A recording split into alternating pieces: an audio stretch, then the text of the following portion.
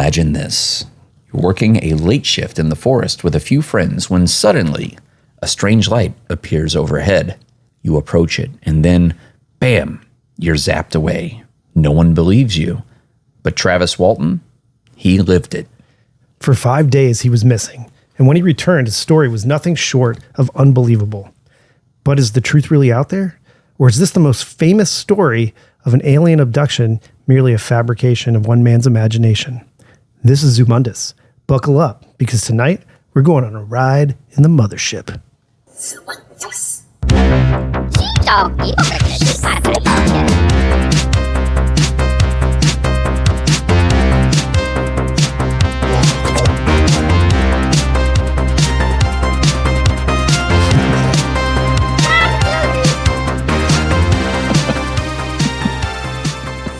We're always jamming out to our theme song while I've got the video up and they can't see us. Good times. Welcome to Zumundous Podcast, episode 12. I'm Doolin. And I'm Keith. And tonight we're going to get into I'd venture to say the most famous alien abduction story. It's not the first. It's definitely not the first. We're not the first people to talk about this. Not at all. We definitely won't be the last. He's given interviews. This is the story of the Travis Walton alien abduction, of which a book was written and of which that book was made into a movie that terrified the shit out of me as a child. A movie I watched most of last night, actually. Oh, you rewatched it last night? I did. I wanted to. It's a good movie, like you said. I remember catching it on TV maybe once in a while back in the day. I remember when it came out, it was a big deal. Yeah, I mean, there was a huge thing. And called Fire in the Sky. So Fire in the Sky, you might have heard of it. And what the funny thing was, my number, this was like the time when Unsolved Mysteries came on the air and everything. And my greatest fear as a child was that I would be abducted by aliens. That's scary. I mean, it's pretty scary. But then I remember, and I already had that fear. And when I watched Fire in the Sky, and that movie is fucking terrifying. The imagery specifically. The imagery, but it's also it's not only horror, but it's surreal horror. Finding the pods with the dead bodies in it, and he's in this weird, freaky, anti-gravity chamber, and then the aliens grab him and do these painful experiments on him. It's a scary visual scene, man. And he's even said things that happened in the film did not happen to him in this experience. I'll get into that. We can, I was speaking to my mom actually about it just before I watched it, and she said, "Oh yeah, blah blah blah." She knows all about this stuff, and she was like, "If that's the case, we're effed." If that's the alien abduction experience, it's pretty scary, Yeah, well, what did Travis Walton say on it? We'll get into it here in just a little bit, but I'm gonna take you back to a time before when Keith and I were born, some years before, 1975, in a place called Snowflake, Arizona. And Travis Walton, he was a young man, 22. He's he does a lot of physical labor. He's a logger. He's out there, he's logging, he's cutting things. He had a as a lot of us are at that age. He was rebellious. He was fearless. He rode a motorcycle. He was a bull rider. He did some boxing. He known for daring stunts. At one point, his friend said that he chased a bear into the woods. Yeah, I heard that. Yeah, that's wild. He just jumped out of the car and went out. Yeah, so he was really a rough around the edges kind of guy. You know what I mean? But very much like a rural type roughneck kind of dude. Arizona man as opposed to Florida man. Yeah. So in 1975, Walton, he was a logger, he's working with his logging crew, and they're working in the Apache Sitgreaves National Forest out there. They are. And so, I listened to him on Joe Rogan, and he was talking about it, and he said they'd finished their labor for the day, and they were kind of sitting there, and things got darker, but they noticed off in the distance, they noticed there was a light over there in the distance, and they said it wasn't like, oh my God, what is that? It was just something they were just kind of vaguely aware of. There's a light coming from over there. That's strange. Yeah. But the light started to get brighter and brighter until, from his accounts, this thing became a bright UFO. This just bright light in the sky appeared out of nowhere, and he's said in interviews and things like that, the movie doesn't really recreate it very well, because he said there's no way he can really describe the type of light. Yeah, he said it's a red light, but it's not too bright. Yeah. But you could, and he said the ship was metallic in a classic saucer type shape. Like a metallic saucer. In the movie, it depicts almost like an organic kind of creepy thing going on there. Right. A little different than what he depicted. Right. So, and you got to think this is a guy that is known for being fearless. Had chased a bear into the woods. Crazy guy. Yeah. And he's the one that steps away from the crew and goes to investigate what it is. So he steps out for a closer look, and boom, he's struck by a beam of light and thrown unconscious. Crazy. Just picks him up and throws him. Yeah. And so everybody in the crew sees this, and they do what... There's 4 other people. Yeah, they do what probably any one of us would have done. They leave him for dead, and they go. They book it, and they get out of there. Yeah. So Walton goes missing for 5 days at this point. And this is, and during this point, the crew reports the incident. Nobody really believes them. There's a massive manhunt that takes place in this forest. Helicopters, dogs, volunteers. There's combing the whole place. No sign of this guy. Most people think that, there's probably some sort of foul play and these guys made up this story to cover it up. Right. So they took a lot of heat, they're like, where is he? They think, they think that somebody in the crew killed him. Right. And actually, Travis said on an interview I was watching with him that when they had cut down all of these trees, what they were supposed to do is they take all of the brush and everything and they put it in piles to be burned. Now they don't burn the piles. The Forest Service comes to do a controlled burn on these things, but they wait until it's like wet weather conditions so that it doesn't.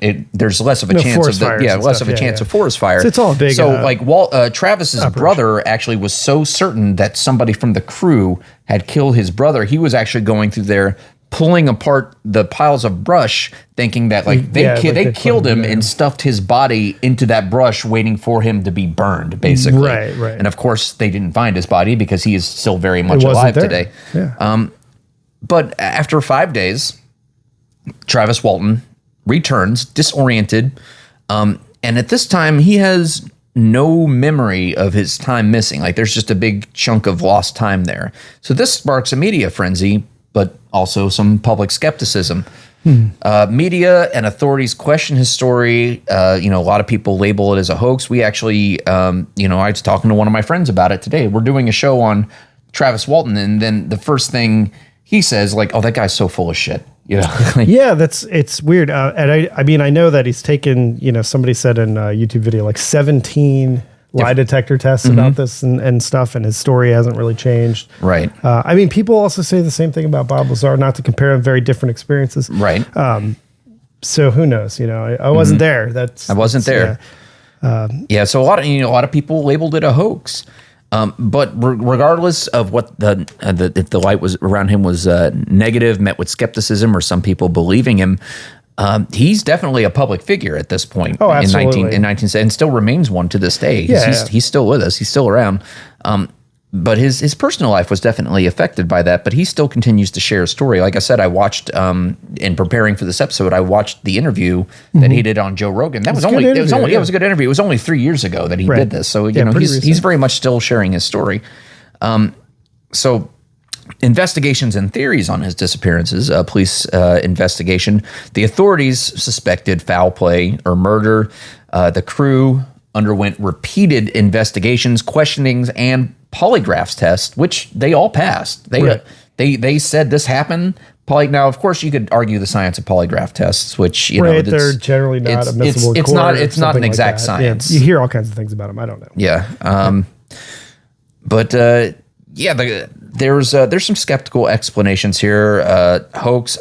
So a lot of people think that Travis just had a psychological episode and wandered off, or for 5 days. For 5 days. Yep. Or false memories induced by hypnosis, because I think he underwent hypnosis on different occasions to try to recall what happened, and a lot of these people think that while he was under hypnosis, he had these false memories implanted in him. Well, even in the movie, they chop up like when he's going to the hospital, right? Right. Well, he started pretty catatonic. He said for weeks afterwards. In the movie, he started having these kind of like flashbacks. These Vietnam type flashbacks. Right. Well, like the lights from the surgical place were similar to the alien, the ship. Yeah. So that's kind of how they do it that way. Well, a lot of people experience weird medical things and they think that they're being abducted, but really they just had surgery and kind of like half woke up during it. Yeah. I'm not saying that's what happened to him.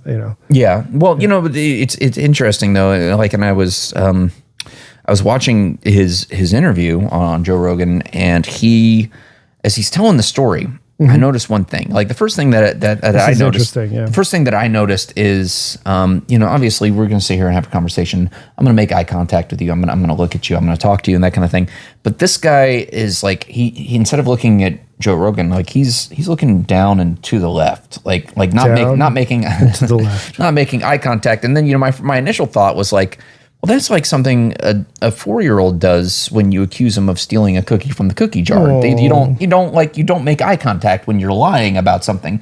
But then I started to think like, no, you know what? I've actually remember my uncle who served in Vietnam. He did 2 tours in Vietnam, and I think when I was about 13, 14 years old, I asked him about, because he saw some stuff while he was over there. Yeah. And I remember when he was telling me about some of it, because I asked him about it, and he kind of like gave a sigh and started talking about it. But what he did while he was talking about it was he didn't make eye contact with me. He was looking kind of down and just kind of off to the side, right, in the same way. And so I'm watching that, and I'm like, this is how my uncle told me about Vietnam. You know what I mean? So it's like at first glance it looks like he's lying, but then on second glance I'm like, no, that's him thinking about it. That's some guy that experienced some trauma, and he's recalling some shit right now. Right. So I mean, whether you think that it's true, it actually happened or not, like I think he believes it. I don't know if it's true or not, but I think that he believes it for sure. Okay. But there's ufologists support. These are people in the UFO community, people that Indeed. are very much behind this. They say that there's consistency in crew testimonies, and the polygraph results bolsters the abduction claim.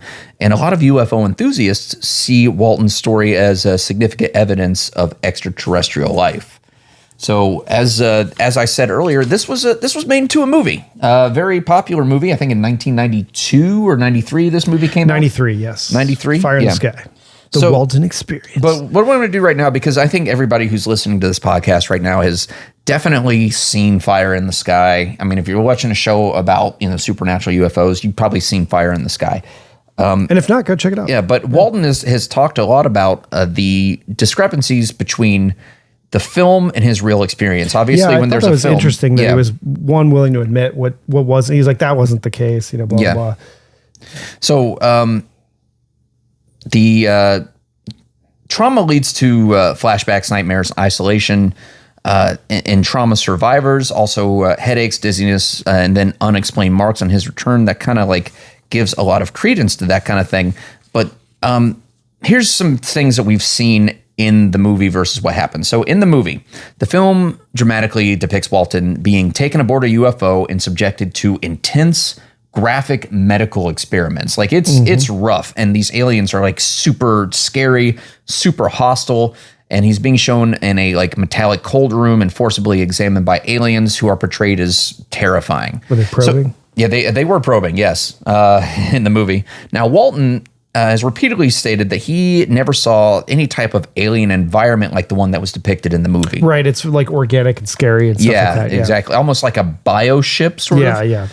He was disoriented and confused when he first regained consciousness after the beam hit him, but he said that he didn't experience the extreme, painful medical procedures shown in the film. No, he said he was in extreme pain because he was injured. Yeah. And he was actually hostile towards them, vice them being hostile towards him. Yeah. Yeah. Because he was scared. Yeah, he was scared. Yeah. I mean, I think any of us would be. He recalls being inside the UFO, but doesn't describe a horrific alien experiments the way the film does.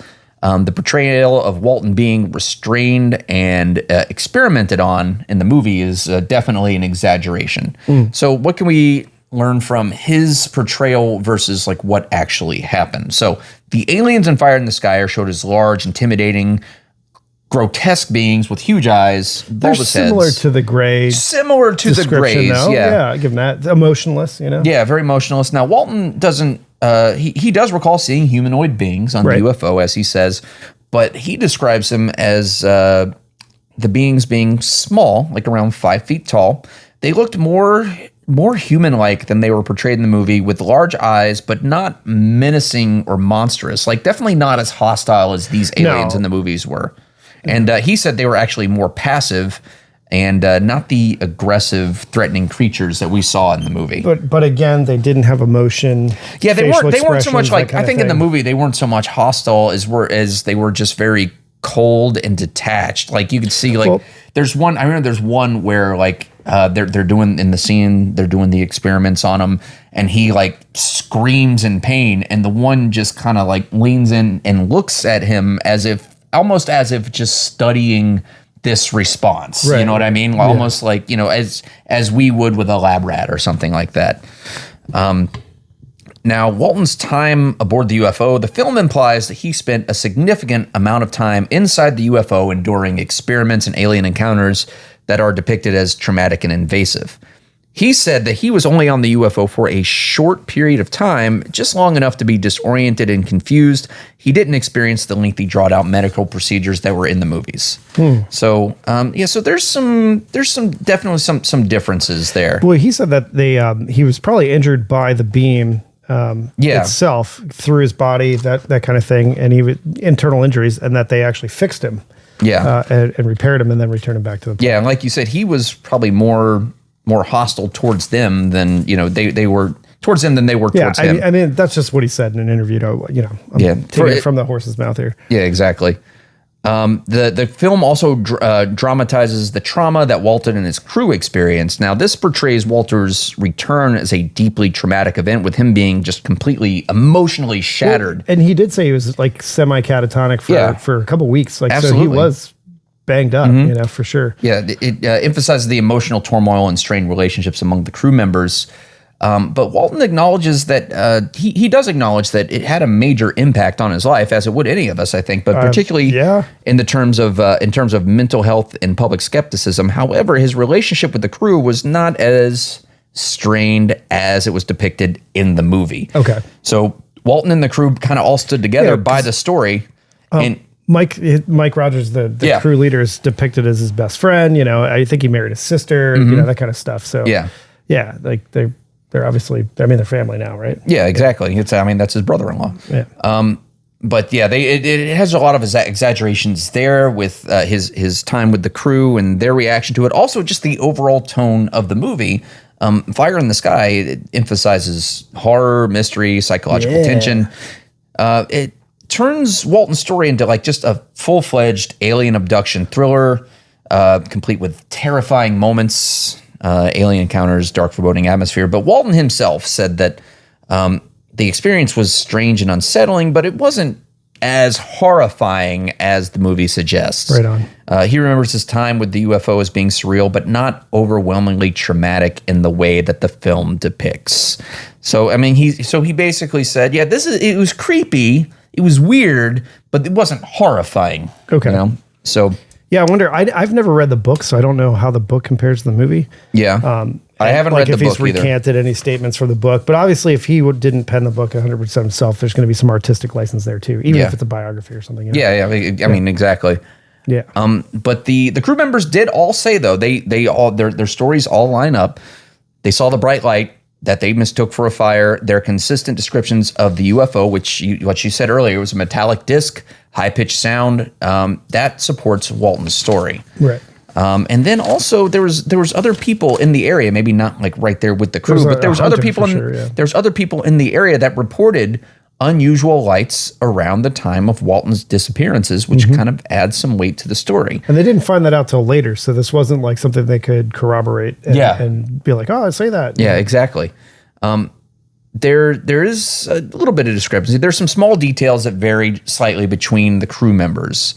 The core story remains consistent. Now, actually, and as I typically will break this down and try to point out like the consistencies. I'm actually going to defend this inconsistency in the story. Okay. Because what happens is when you are something like that and you see something otherworldly or something traumatic or something that you've never seen before, what's going to happen is your brain will try to process it and put it into a way that you understand it. Yes. And I think it's very possible, if not highly likely, that the fact that their core story being the same but with some minor differences, it's very not only very possible but very probable that they all just remember it in this way. Like right. Because it's different perspective. Yeah. It's different people. Like memory is not really it's not 100%. Well, yeah, it's not. I mean, you think of something like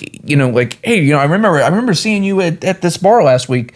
You were wearing a red shirt. You're like, no, I wasn't. Well, I remember you wearing a red shirt. I mean, like our memories are not completely right, or they're not completely solid. You know what I mean? We remember things differently. Like I have childhood memories where I don't remember things exactly the way they happened because it's confirmed to me by like my mother and my sister. I'm like, well, that's how I remember it. That's not what happened. You know what I mean?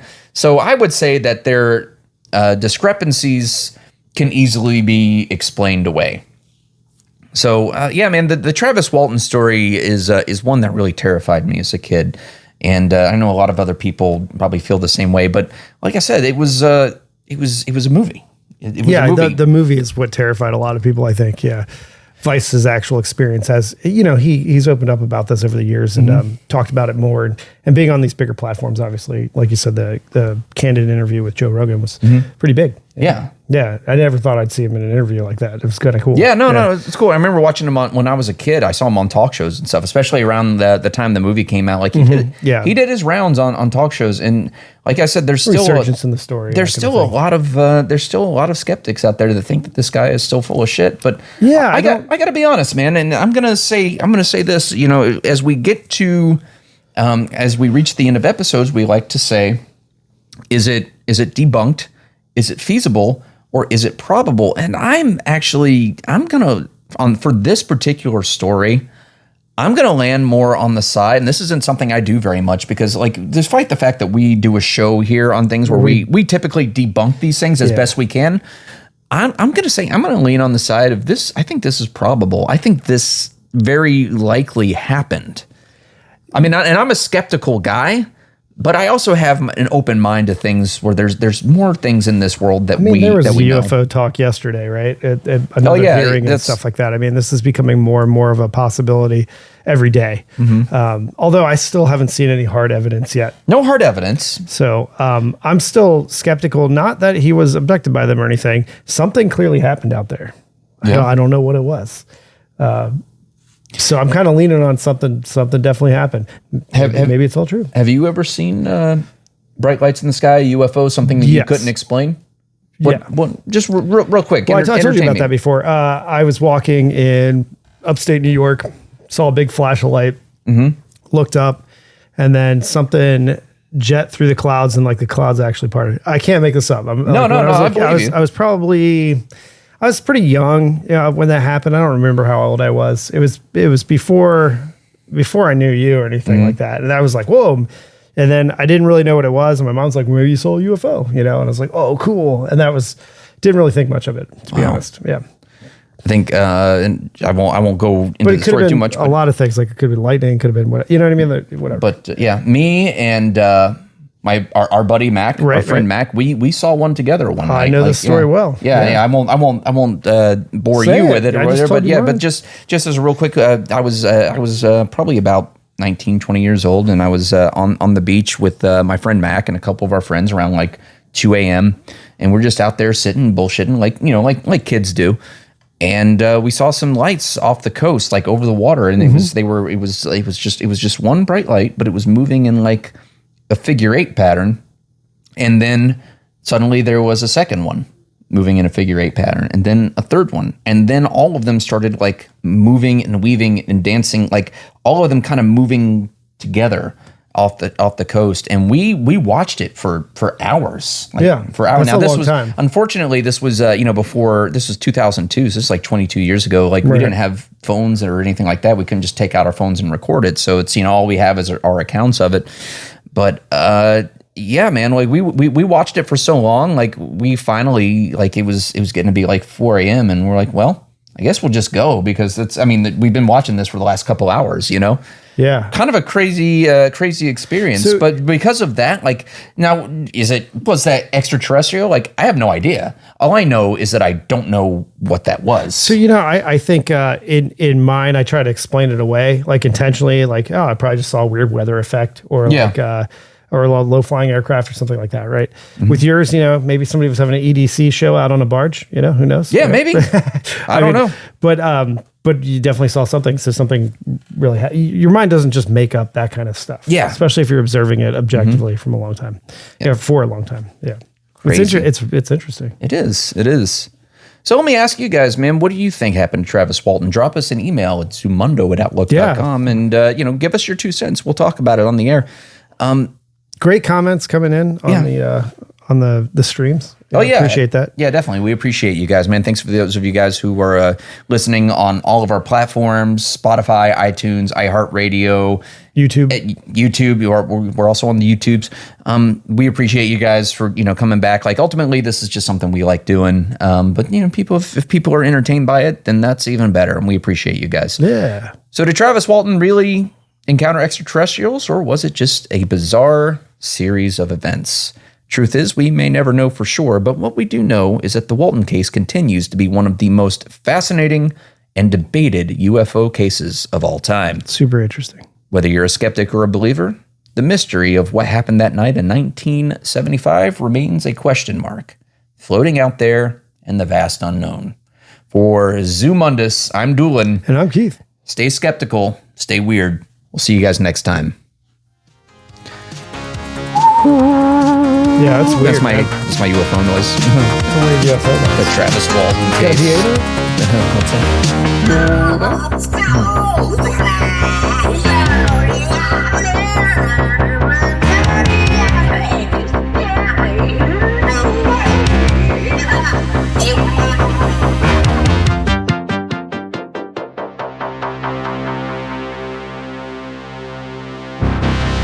Zumundous.